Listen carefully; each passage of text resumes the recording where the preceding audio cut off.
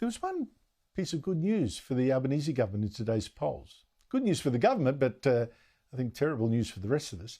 News polls showed 56% of people polled said yes to the Prime Minister's new plan for something he calls the Future Made in Australia scheme. Lovely title, but this is, I think people here are backing real trouble if they support this. And that became very clear just last Friday, when yet another company went splat.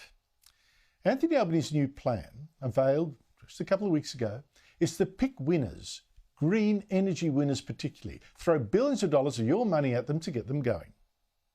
We will be a participant, a partner, an investor, an enabler. And Albanese was selling this plan again today in Queensland. We think a future made in Australia will be well received. Now, as I pointed out here when this was first unveiled, economists think this plan is nuts. The Productivity Commission boss thinks it's dangerous. I mean, what would a government know about picking a business winner, especially this one? And on Friday, we learned the answer. Nothing.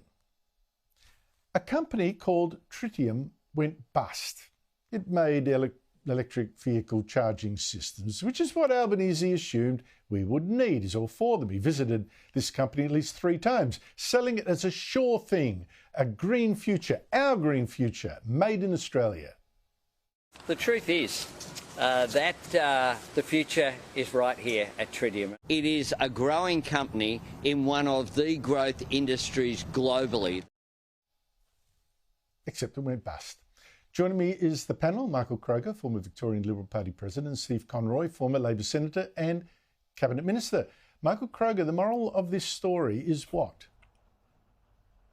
The moral is this, that if you've never had a job in running a business, i.e. Albanese, the Treasurer and Katie Gallagher, none of the 3 of them have ever run a business, the Cabinet shouldn't let them loose with $1 billion of taxpayers' money to invest in a business which will not work. I mean, 6 of the largest 7 manufacturers of solar panels are in China. The only non-Chinese one is Canadian Solar. In the last 3 years, its share price has gone from almost $60 to $14, 1-4, because of the glut of panels. So you couldn't pick a worse industry to try and compete with the Chinese, and that $1 billion will go down the gurgler, Andrew. Stephen, what do you take out of this, the collapse of Tritium after the government, Albanese himself, praised it 3 times? But I haven't heard any suggestion there was any government money in this company. I mean, I hope you can clarify. No, it would have gone to though, Stephen. Okay.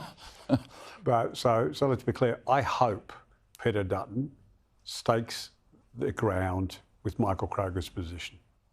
I think that the desire of the Australian community to see security in supply chains far outweighs a now outdated economic model of international capital flows as if they're unimpeded by sovereign interests. We currently have China completely destabilising 2 or 3 separate markets to force competitors out of business so they can keep a vice-like grip on vital sectors of our supply chains. We're seeing this happen in rare earth, in nickel at the moment. They are subsidising Indonesian mines to pump out nickel, to destabilise other mines and other businesses in this sector. This is not an accident. This is a deliberate, coercive attack on the free market. Right. And so those who want to claim that there's a free market here. Example. Okay? Well, I can give you lithium. That's an excellent example, but I'm saying the alternative, Stephen, the alternative to the nickel example that you gave, and it's brilliant because where our nickel industry is being wiped out, is what I think should be argued for.